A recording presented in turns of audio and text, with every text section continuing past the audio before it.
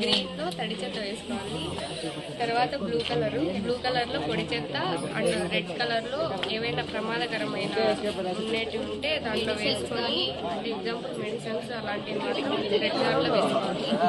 తర్వాత అక్కడ పడేసేటప్పుడు red colour ఉండేటివి మాత్రం కవర్ లో పెట్టేసి ఈ పొడి చెత్త తడి చెత్త వల్ల ఇక్కడ చెట్లకి ఉపయోగపడుతుంది.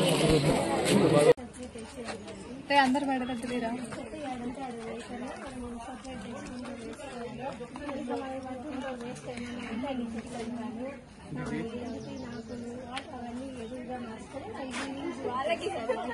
అందరికీ తప్పితే ఉంది.